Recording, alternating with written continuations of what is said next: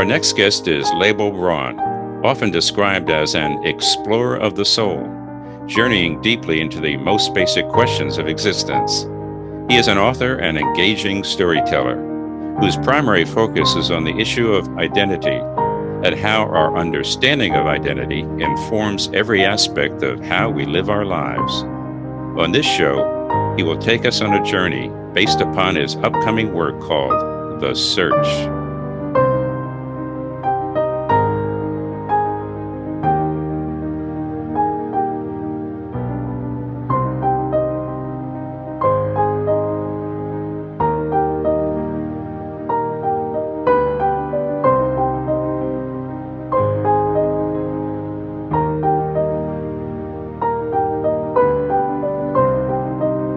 You are watching Profunda TV with host Phyllis Haynes. Lable, I am delighted to see you and talk with you. As always, it's a pleasure. I gather that you have something special for me. You and I always have something interesting to talk about. What's on your mind? Well, this is wonderful for me as well, Phyllis. These conversations, whether it's recorded or not, always help me know what I'm thinking better. And so I really appreciate that. What's on my mind is the concept of identity. And what I'd like to start with is there's a book that I'm in the process of writing with a collaborator. It's called The Search. And the four main characters are searching for their identity, trying to find who they are and why, even though they follow all the rules, life is not very fulfilling for them. So I thought I'd start out with one scene from the book, and I hope this will not scare anybody, but the title of the chapter is Death. And I think you'll see why I chose this one. The main character's name here is John, and it picks up as he's in this place called Base Camp, where very weird things happen in order to open people up and get them to understand who they really are. I showered and headed off to the questing hall, alone. Kenneth was already there trying to find people to bribe into taking his duty for the morning. Lilith and Jacqueline were in Lilith's bedroom. They had been in there quite a while before I left the cabin. What they were doing in there all that time, I didn't even want to imagine. So it was a solo trip to breakfast for me. I wasn't very hungry, but the way I tended to deal with upset was to immediately get back to a routine. I wanted to take my mind away from my problems by doing as much mindless activity as possible. I could not think of anything more mindless than eating a bowl of cereal. On the way to the hall, I heard some faint music. I couldn't quite make it out. I headed in the direction the music was coming from. As I got nearer to the source, it seemed to me the music was something I should know, but I knew I had never heard it before. It was ethereal and yet familiar. It sounded like an acoustic guitar, but with a different flavor to it. I finally located the source of the strange music. It was a middle-aged man with a pot belly, scruffy beard, and rubber-banded ponytail, sitting under an apple tree playing a guitar.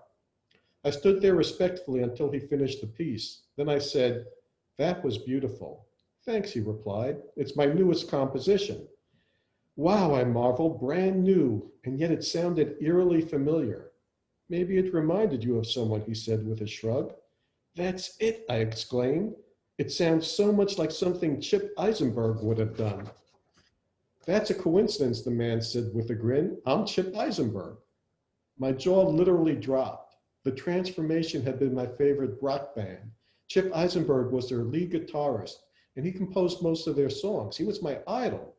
I remembered him as razor thin with carefully cultivated good looks and a macho strut that was the envy of every rock frontman in the business. His legendary electric guitar wasn't so much a musical instrument as it was a weapon of mass destruction. destroying every preconception you had of what a rock guitar could do. This grungy, out-of-shape man hunched over an acoustic guitar couldn't possibly be Chip Eisenberg. Ha, I said, good one. You don't believe me? You look nothing like him. So I guess I've destroyed one more preconception about rock. That unsettled me. It was like he had been reading my mind. It was true that Chip had disappeared more than 15 years ago. No one had any idea where he was. He was presumed dead. The way he lived, hard and wild, many marveled that he had survived for as long as he did. Chip could easily have died in one of many unsavory situations. Fan speculation was rampant on which one of his vices had finally gotten him. I favored the theory that it was an exotic STD, but most popular speculation was that he tried one drug too many. Dying of an overdose seemed to me to be too boring for the most flamboyant bad boy in rock. No, the explanation that he had simply come to base camp and stayed couldn't be true. Could it? Do you have any proof you're Chip Eisenberg? I asked. Sure, he replied. I'll vouch for me anytime. That music sure sounded like your style, I mused, but not like anything you'd ever done before. Why ever do anything that's anything like you've ever done before, he wondered. That sure sounded like something Chip would say. I surprised myself by believing this really was Chip Eisenberg. What happened to you? What happened to you? He shot back. Nothing, I protested. Nothing happened to me. I'm exactly the same as I've always been. Bingo, he said, and started strumming his guitar. I got the feeling that he was just composing as he went along. Mind if I sit, he asked. Plenty of green grass, he pointed out. I sat and listened. The music was pulling me in, doing something to me. For a long, long time, I was also exactly the same as I always was, Chip said as he strummed, looking at his guitar as he spoke, never turning his gaze from my direction. I had an image to maintain. It wasn't even the money that was on the line. I felt an obligation. What kept me exactly the same as always was all the people I would disappoint if I changed. I couldn't remember a time I wasn't the long-haired bad boy. Ever since I was a toddler, I was the designated rebel. People had come to depend on me being that way. I wasn't allowed to grow. I wasn't allowed to change. When I said I was Chip Eisenberg, you were disappointed that I wasn't exactly the way I'd always been, weren't you? I had to admit it was true. I'm sorry, that must have been quite a load to bear. It surely was. Damn near killed me. It surely killed me on the inside. I knew my outside would soon catch up. Nobody's body could cope with how badly I was treating mine. I was real scared about dying, and then it came to me, I knew how to get out of the trap. How? One night, after my last hit of some drug I can't remember, after sex with I can't remember how many of the girls whose names I can't remember, after all the hangers-on and groupies had finally left my hotel suite, I was sitting there alone in the dark, just strumming my guitar, just like I'm doing now. And suddenly, without thinking about it, I found myself playing the song Poor Jerusalem from Jesus Christ Superstar. I was never really big on scripture, but I loved the rock opera. And then I got to the line where Jesus tells Jerusalem, to conquer death, you only have to die. You only have to die. And then I knew what I had to do. What was he trying to tell me, I wondered. And then I had a terrible thought. Chip, are you trying to tell me we're dead and base camp is the afterlife? Not you yet, he said. Maybe me. I don't understand, I pleaded. Exactly, he said with that big grin of his. I thought for a while as Chip continued to play. Okay, I finally said. I get that the point is I don't understand something I should be understanding, but I don't understand what that is. The look on his face said he was sizing me up. I guess he finally decided that I was worth the bother because he stopped strumming and said, it's all about the ego, man. Wow. You know, that is so exhilarating and interesting. Let's hear your take on what moved you to choose that selection. We all have a choice to make. the choice about whether we're going to be who we really are or who we've become obligated to be. What stops us from being who we are is the responsibility we feel to others who have come to depend on us being the way we've become. We are born the most unfinished animals that we know of. And it's almost, and I'm speaking metaphorically here, so hopefully nobody's going to take me literally. It's almost like evolution has told us that you're going to be born in a place you're not able to handle yet. But don't worry, there'll be people there to guide you. And so we start doing what the people who guide us want to be us to do. We start being who they want us to be. And we move towards fitting in,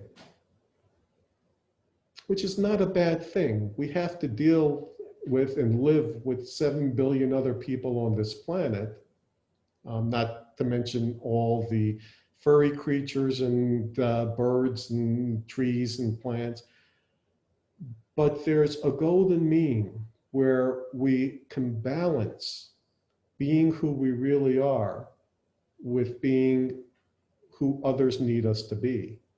But we move way past that. We don't even see that in the rear view mirror anymore. And before we know it, we're wearing this mask. We're wearing a personality. The word persona comes from ancient Greek drama. The persona was the mask that the actor wore to play a role. And we become that mask. And we would take our mask off, but we're afraid of dying. Our ego is totally and constantly afraid of dying. Change means dying to that ego that we are now. It says, no, you're going to go be a different ego. You can't do that to me. It's that fear of death. It's the ego's resistance to change that keeps us from pulling off the mask. Luckily, we have a tool we can use for that. I'm going to go with another ancient Greek word now, which is character. Character was a tool that was used to etch out or engrave something. And it finally became meant to stand for the mold that stamps something out. The outside of the mask, what we project to others, is the persona, the personality that we have. The tool that creates that personality, that etches it out on the inside, is the character. Our character can constantly create new personas. But it's the character that's unchanging. There's a Zen koan. What was your face before you were born? That's your character. The universe spent 13.7 billion years evolving to create you, the unique person you are, the unique character you have. And that's always available to you. If we take off the mask, we can be our character. But yes, the current ego you have will die. You will change. But as Tim Rice wrote in Jesus Christ Superstar, to conquer death, you only have to die.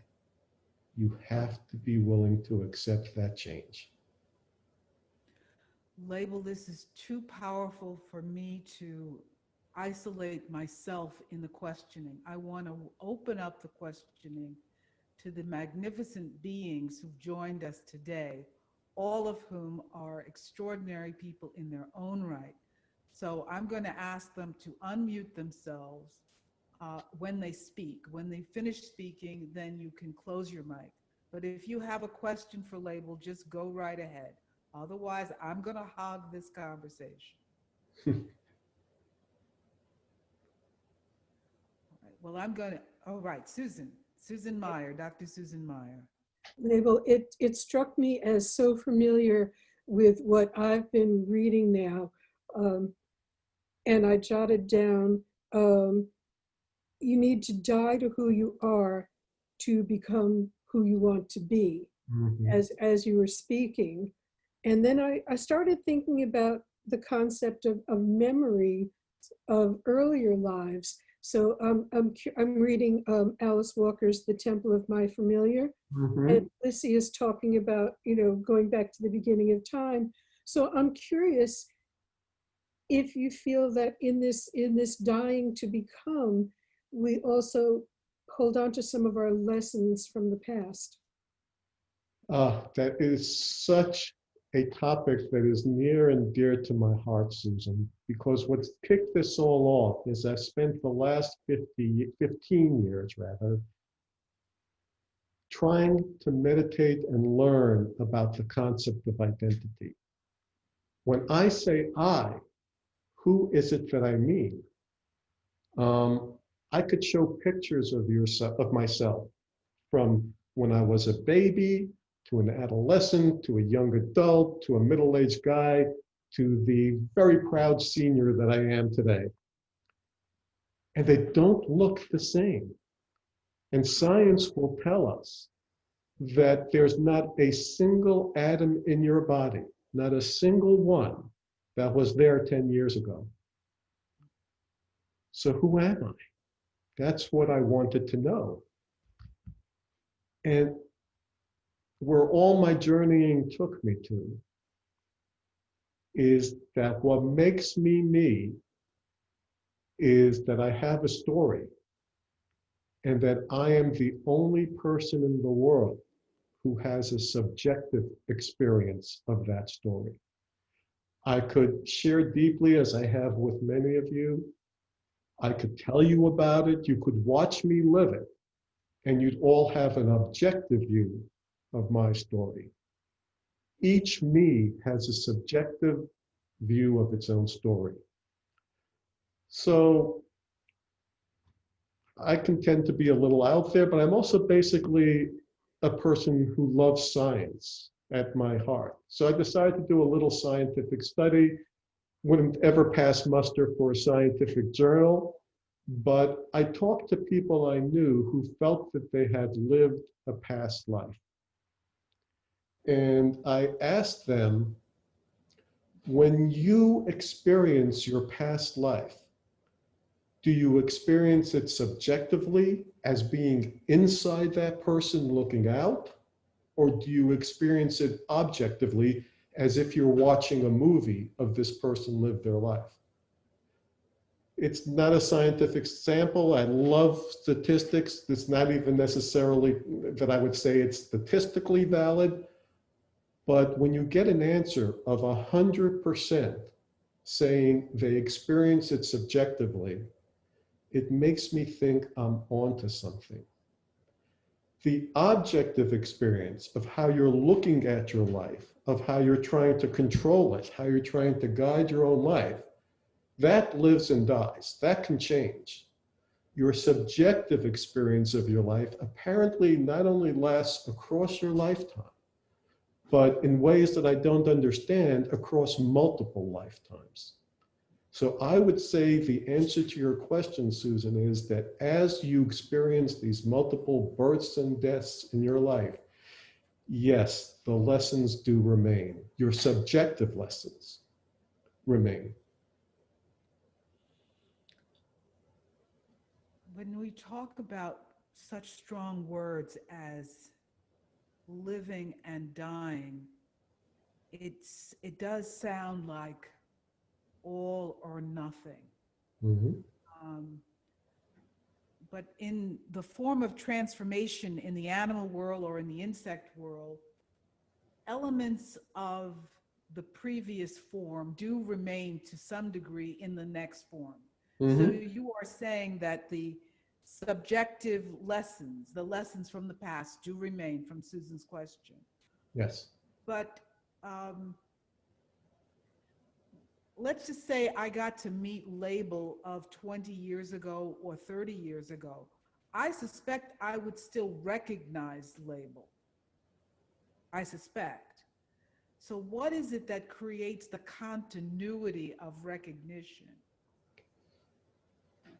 The continuity of recognition, I believe, is the character. I think that if we hadn't become close enough, and if I hadn't become so close with everybody here on this call, that I felt enough trust to show you my character, you would have a tough time recognizing me. Because if you went by the mask on the outside, I can tell you, Phyllis, the way that my story has twisted and turned, what is just a simple projection, a mask that I wear, looks nothing like the mask I wore 20 years ago. Nothing. I mean, physically, you'd see some features that were the same. Our brain has evolved to be able to pick those out and be continuous with them. But in terms of recognizing me as a person, my persona, the mask that I present to the world, I doubt you would recognize me in that way. I'd also like to talk about the transformations that animals go through. One of my favorite metaphors, or analogies rather, is that of the butterfly. Do you know what the caterpillar is doing in that chrysalis as it transforms to the butterfly? It is going through a tremendously painful process in which it releases a chemical that in effect melts down all its internal organs. That's what it is to metamorphose. It's one of the reasons people don't go through the process. It's very, very painful, and it basically melts away everything that was the bedrock of your existence before. That chrysalis stage is like jumping from one cliff to another. There's this space in between where there's nothing beneath your feet. You've destroyed all your original preconceptions of what kept you solidly on solid footing, and you're going to build new ones. Your character will form out new ones, but it takes a while. And for that period of time, you live in a state of absolute uncertainty. It's very uncomfortable, it's very difficult, and I highly recommend it. Are there questions that are just burning to be asked? Please unmute yourself and ask away. I'd love to ask one. It's a great segue, the last answer. So in the piece that you read in the book, you choose, I have no doubt, knowing you a little bit, that you're choosing everything so carefully. The names of John is a pretty ubiquitous one, and perhaps Chip as well. I also love the idea that these things get glued to us. Our names become part of what we are. That idea that you have a mask that, you know, I love the idea that there's an ego as glue and it pulling it off. That's the destruction piece that you're just describing there. I wonder if you want to talk a little bit about your choice of the names specifically, which is, you know, different than how well you describe the terminology you use, like persona and character and so forth. John is John because he's every man. And even though there are strong female characters in the book, right now the reason that the search is not published is because it's going through its chrysalis stage. I wrote the book about I started writing the book about 10 years ago. And after a short while, I stopped. I couldn't write another word. It took me about 7 years because I realized I wasn't ready yet. I wasn't ready at all. I didn't know myself well enough. I wasn't enough of myself to talk about how others might become themselves. And then when I finally felt I was there, it took about 6 weeks to write. And quite a few people were urging me to publish it. And I didn't. I knew, because it's not only about becoming yourself, it's about connection as well. You've got to connect in order to truly be yourself. And I felt there was another influence that was required there. And I felt it wasn't balanced from a feminine point of view. Luckily, I found a wonderful collaborator. We went through turning the book into a screenplay. And then we decided just about a month ago or so, time to be in the chrysalis, time to tear it all apart and let it reform. It's a wonderful caterpillar now, but time to tear it all apart and let it form itself into a butterfly. And that's what we're doing. So we're gonna lower the focus on John, who's every man, and raise the focus on probably a character named Lilith, who's, I think, every woman. So Lilith was originally chosen, her name, because Lilith is a very dark character in Jewish mythology. She is, and this is, I think, some of what she'll be dealing with in the reformed. By the way, now that we've torn it all apart, we decided that it needs to be a book again before it can be a screenplay. So we're working on the book aspect of it. Lilith was the mother of demons. She was actually Adam's first wife. And God separated her from Adam because she wanted equality.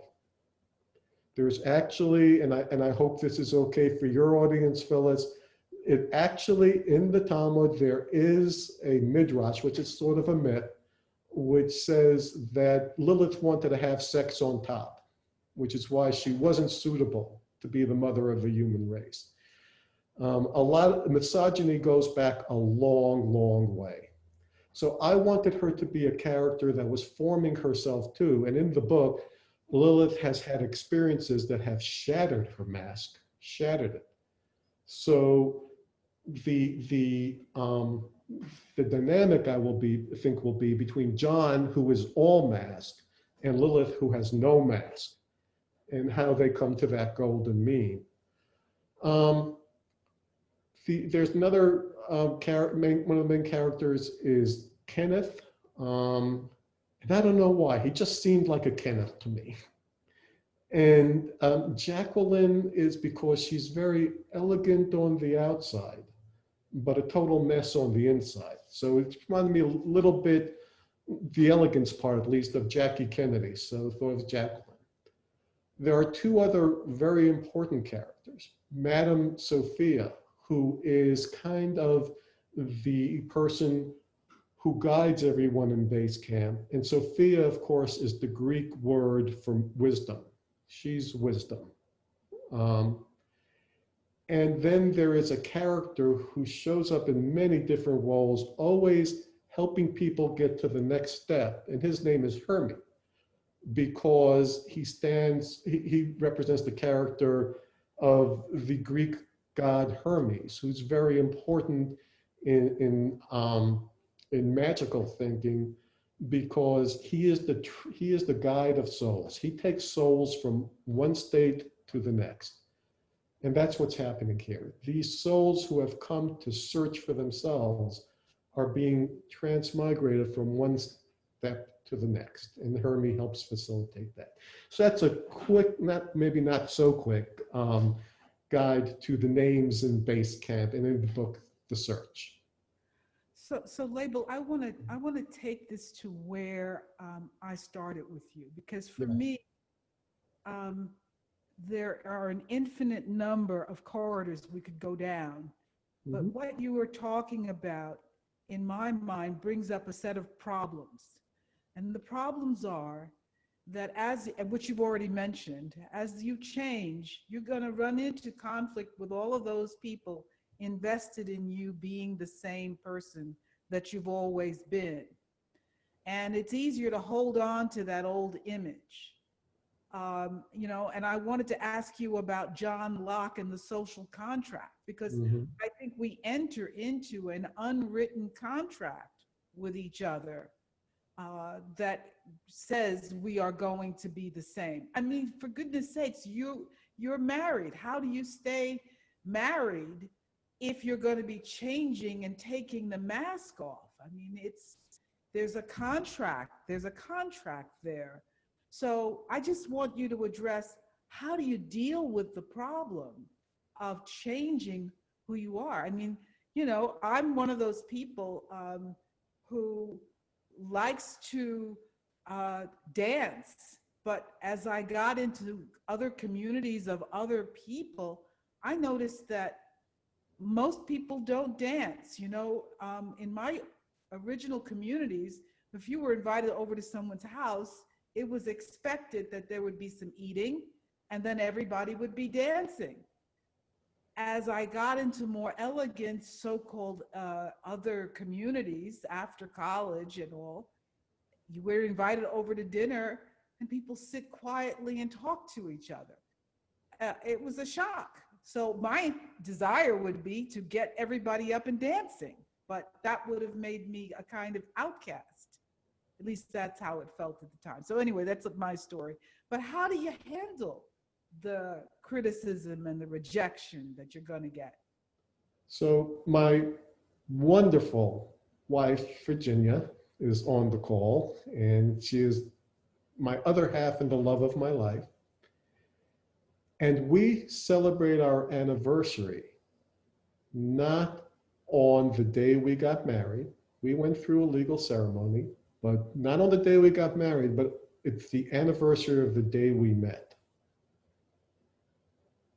And that is because this isn't contractual at all, I think, for us. We were married before we were married because we were two souls who found a story that we could both subjectively experience together. As for Locke, the social contract is a contradiction in terms. Legally, you cannot be held to a contract that one of the parties didn't sign on to, right? We are born into that contract. We didn't have a choice. We were trained to be members of whatever culture we are part of without our consent, without our even asking for it. And that goes to Locke's point. What Locke was arguing against was the idea of the divine right of kings, that being a king is a contract between the ruler and God. And Locke's point was, no, it's a contract between the ruler and the people. And as the Declaration of Independence said, when that contract has been violated, you have a right to say, I'm no longer part of that contract. It wasn't my consent to get into it. And you know what? I don't like it in here. And I have a right to say, I'm not going to live by that contract anymore. The only real contractual obligation I feel you have is to the universe. 13.7 billion years it took the universe to create the unique person that you are. 13.7 billion years. Let that sink in.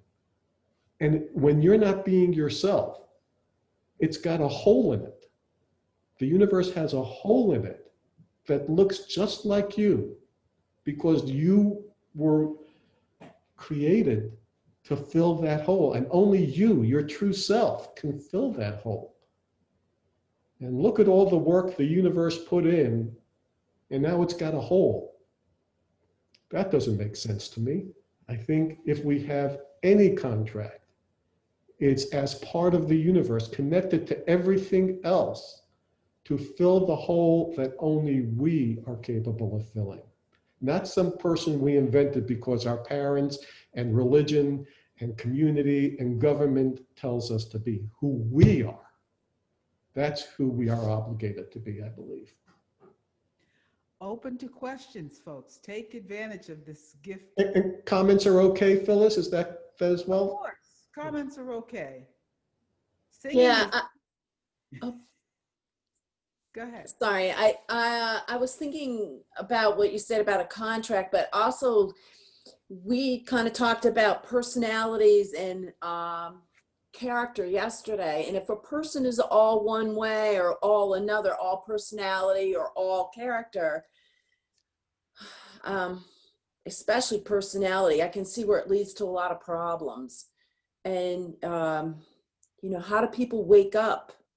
I mean, I know from me on my own path, it was like out of necessity, I needed to change. It was a personal crisis that, you know, really woke me up. But, you know, how do people stay, you know, all personality? I think that's dangerous. I think it's very dangerous. And I think we're experiencing a lot of that in society today. I don't know what the question is I'm trying to ask, honey, but other than, can you just address what it's like to have all personality or all character? I think you see too much of it, not only today, but in history. Yeah. These are people who you don't know from 1 second to the next what to expect of them. And I'm a big proponent of uncertainty. But it is very difficult to deal with when somebody took an extreme position yesterday, and because circumstances have caused them to want to change their mask, they're now taking the exact opposite extreme position today. And this happens, of course, on a large scale in politics and government and that kind of thing, but even in our own lives. You know, it's difficult. I have a really, really, really close friend who stopped being my close friend because I didn't vote the way she did. I mean, it's difficult, and yet I don't regret a moment of the times we were close friends. I don't regret voting the way that I did, but it hurts that what you thought was an established friendship, character to character, turned out to be a friendship of personality to personality. So what is it like when people are all personality? Well, then there's no room for character. And I don't know about everybody else who's on this call or watching this call. I don't think that it's a world we want to live in. We've got to get back to character as well. Not totally character, because we do have to respond to circumstances and things do change. But we have to have that balance between personality and character. Questions, answers? I think you're getting to something that is so powerful there in the practical, because it, you know, as you describe your friendship as changing as a result of personality versus character. How do we grapple with our individual capacity or competency to recognize that? I know in the moments where I really am heard and seen, which goes back to your reading, that there's a how-to for Chip to be seen as who he is and for John to be nailed so clearly. I wonder if you can talk a little bit about when we don't have the ability to whole scale grasp what this shift could be like. How do we experiment with it, or where do we find those moments when we can be seen and heard for our character rather than our persona? And I'm a Lable, person. we have a question also from your friend in the Philippines. Oh, okay, great. To answer this We'll one. do afterwards, Linda, if we can, because I've seen her raise her hand a couple of times. But I'll be very, very quick with this one, because I'm a person of simple guidelines. I'm very simple, so I need simple things to help me along my way. My rule is, I won't enter into a relationship, and I will not stay in a relationship where I don't like who I am in that relationship. When I sense I've become a persona, that's not really me. That's a mask that I'm putting on for this relationship, and I don't like who I am, either because I'm accepting something that a bedrock in my character I don't feel like accepting, or I am being nasty in a way that's not in my character to be. And then I say, I can't be in that relationship. Not that that's a bad person, not that that's a person who's terrible. I'm terrible in that relationship, and I need to leave it. So the guideline to me is, the more I feel like I'm myself, the more I want to follow those breadcrumbs. The more I feel like I'm being somebody who I'm not, and I'm wearing that mask. You can always feel when you're wearing the mask. The more I say, no, I want to get out of that. Siska, you have to unmute yourself. Wow, you've covered a lot of topics, Lable. For me, the character part of it is about integrity, whereas how you describe the persona is about meeting social expectations. But I'd like to go back to an earlier talk. You talked about living your subjective life, maybe beyond this life.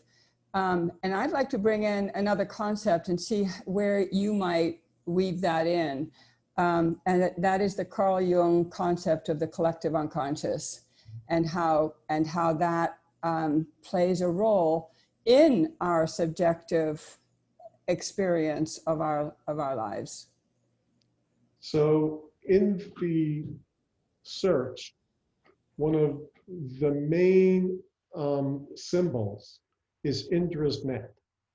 Indra was the king of the Hindu gods, and he had this marvelous net where every point there was an intersection, there was a jewel there. And every jewel reflected every other jewel in the net. We come to know ourselves not only by ourselves, because I point out in the book, there is one jewel that is not, so I can see every other jewel. I see the reflection of every other jewel. There's one jewel that I cannot see of, and that is myself.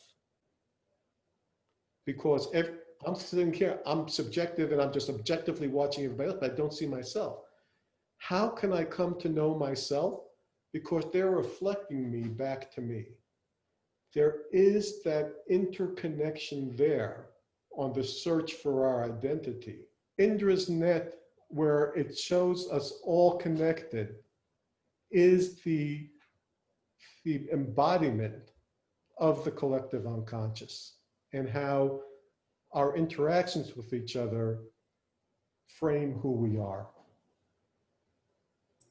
I like that description, Lable, because I've actually my whole life used the opposite of that, which is I've described myself as a multifaceted diamond, and that people are going to experience me depending on which side they shine their light on. And that is, for me, not about wearing masks, but just that different people are going to bring out different parts of me and I in that way, I'm not masking myself for them. I'm just responding soul to soul to the person that I'm with. And so I, rather than seeing the whole universe as a bunch of diamonds coming at me, I was perceiving myself as a diamond. And you are a diamond, Francis. Linda, you've had your hand up a lot. Hi, I've really enjoyed what you've said so far, Lable, and I guess you answered really one of the short questions I had is how do you measure to tell if life is turning out the way you want it to be? It's the jewel in the net and how it's reflected. That's a beautiful analogy. But you talked about establishing an identity for ourselves, which is a scary thing, jumping off the cliff, etc. But in terms of affecting our thought patterns toward establishing this concept of a cosmic identity of ourselves, since you're my favorite physics expert, with being as brief as possible, but in general, how does our current scientific knowledge and understanding of quantum physics and the universe, especially quantum entanglement, affect this cosmic identity of ourselves, of wanting to search for it? It's affected my life, I know. Our best understanding of the universe now, as I understand it, my understanding of physics, time and space, all this stuff that we see going on, all the phenomena, they're not fundamental. They arose out of something else. That's pretty heavy. We've always thought that time and space is the bedrock, that they're the basis for all our measurements. They take place in time and they have certain spatial dimensions, and that's how we measure things. But they're not fundamental. Do you know what's more fundamental than time and space according to our best theories right now? Entanglement. Time and space arose out of entanglement. And entanglement is that you can have two subatomic particles that are in an indeterminate state. We don't know whether they're spinning left or right. And the moment you make one spin, they become entangled. And the moment you make one spin left, the other one immediately spins right. Even if it's across the entire universe, time and space, well, at least in that case, space has no effect on it. But now they've done experiments that show that even happens across time. Time is not fundamental. What's fundamental is connection. So another simple guideline that I have for myself, that I use for my own life, to tell me whether I'm headed in the right direction or it's time to take on a new persona, is if something makes me feel more separate, then it's of the ego. The ego wants me to feel separate. As this is my individual human being, I'm not really affected by anybody else. I don't care about anybody else. That's what the ego says. If it makes me feel more connected, then it's of the spirit. And by the spirit, I mean that thing that goes beyond time and space that's connecting us all. Because they've done experiments now and they're able to show entanglement on macro objects. We're not talking about just subatomic particles. I can't make it more simpler than that. If somebody doesn't know whether something makes them feel more connected or more separate, I think there's remedial work to do. But that is the essence of how I know when it's time to jump over the cliff. I'm feeling separated. I'm feeling like I care less about others. I feel like they care less about me. That is the guideline that I use, Linda. So Label, I want to circle back for a minute because you talked about each of us having our unique space in the universe and that was sort of our space. However, that's not really, it's a changing space, isn't it? According to what you've been saying now, that you have your space, and over time, as you start feeling disconnected, the way you're occupying that space or the shape of that space will change. Is that? Thanks for helping me clarify that. Yes, it changes, but in what way? The phenomenology of it changes, the essence does not, because its essence is about that entanglement. It's formed by how I am connected to everything else, right? And that is more fundamental than time and space. Within time and space, it'll look like I'm changing, but I'm still connected to everything. And that's fundamental. you know, I just thought about an application of this idea. You know, we put people in prisons in great numbers.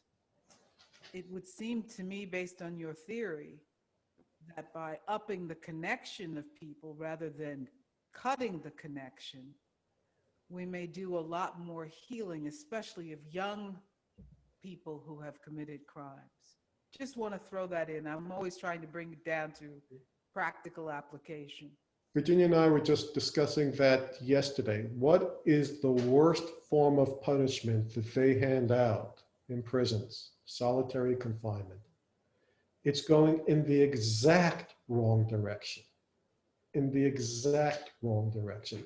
It is feeding the myth of separateness for these individuals. And when you feed the myth of separateness, they feel cared for less and they care for less as well. It is a terrible, terrible mistake.